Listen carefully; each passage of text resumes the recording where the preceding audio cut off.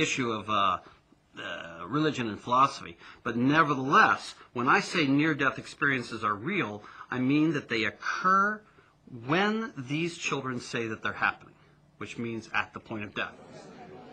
One group that understands NDE all too well is IONS, otherwise known as the International Association for Near-Death Studies.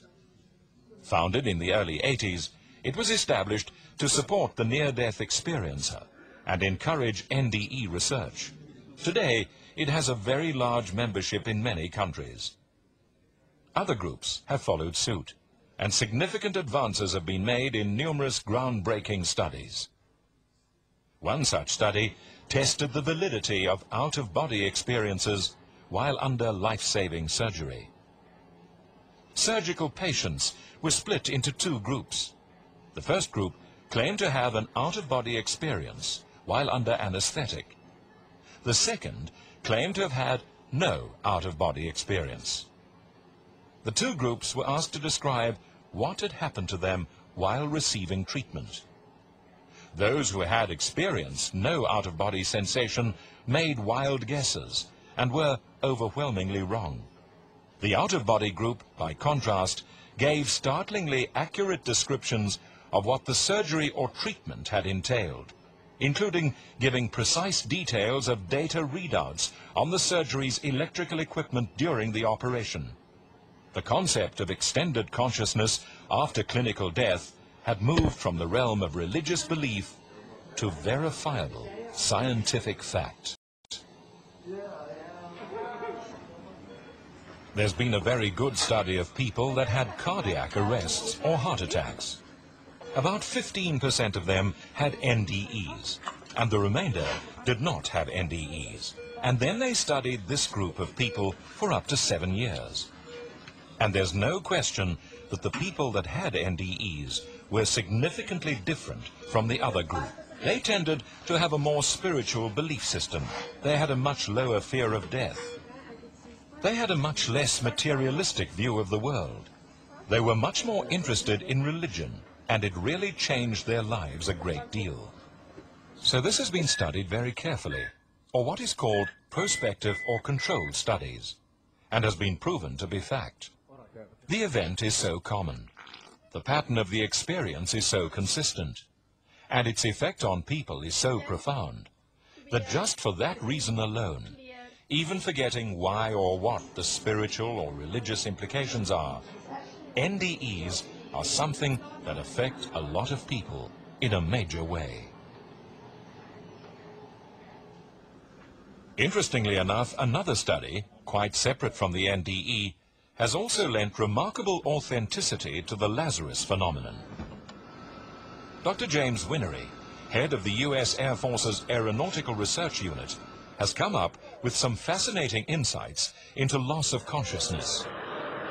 Dr. Winery works specifically with fighter pilots, exposed to acceleration stress of up to 9 Gs. That's 9 times the gravitational force on Earth. It's his job to put protective measures in place in order to ensure their safety. And one of the things that we began to look at from the science standpoint was in understanding loss of consciousness, especially when blood flow stops to the brain. We began to look at other events that humans go through, like cardiac arrest, sudden death episodes where an individual's heart stops or he has a rhythm disturbance that prevents blood flow from going to the brain. We were looking at what scientists were doing over in those areas. And we began to see that individuals that had sudden death, cardiac arrest, those kind of things, we began to see people reporting the experiences that those people had. And when we began to hear what individuals that had what were called near-death experiences were having these kind of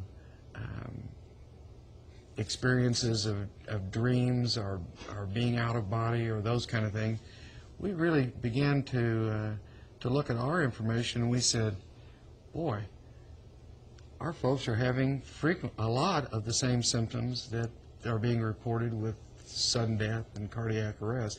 So we were really on track of a very hardcore traditional applied research medical program, and it just so happened that the information that we had from loss of conscious episodes was matching fairly closely the information we were getting from the literature in terms of sudden death, cardiac arrest, and near-death experiences.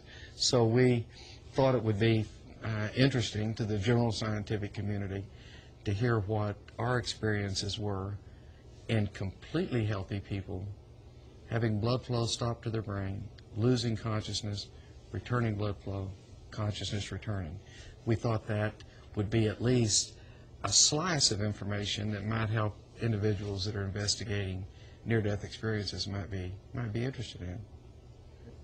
I think, as a traditional scientist, I think what our experiments really do is really lend tremendous credibility to what individuals that are having near-death experiences are saying. You really need to listen carefully, because our results suggest, incidentally, coming late on the scene, that what these individuals are experiencing are reported very accurately. So I think our experiments really lend a lot of credibility to that. I don't think our experiments give the final answer. I think they give you a lot of insight into probably what's going on in the brain, but boy, and there are things that our experiments don't show. So you have to listen to those individuals that have had even more traumatic insults of embarrassment of blood flow to their brain.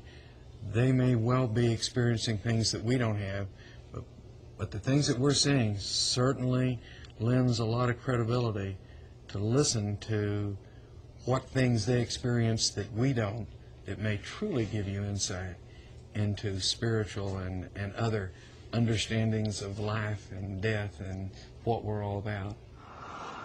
Research proves that near-death experience is legitimate. Nearly 12 to 15 million Americans have had NDE experiences. This is such an enormous number of shared experiences that so greatly affects their lives that no matter what the cause of NDE, no matter what your ideas about why it occurs, there is no question that given the number of lives that it has impacted, it makes sense to study it. It's an incredible phenomenon, and again the implications are enormous. But what spiritual importance has NDE to us, who must face the last final frontier one day? But in terms of spiritual importance, near-death experiences have clear spiritual importance. People often regard themselves as having changed their life entirely as a result of the joyful experiences they have near death.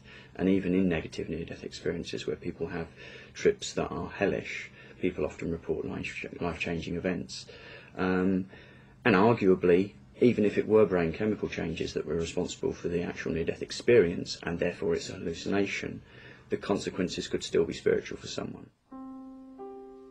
For mankind, the NDE phenomenon holds a message.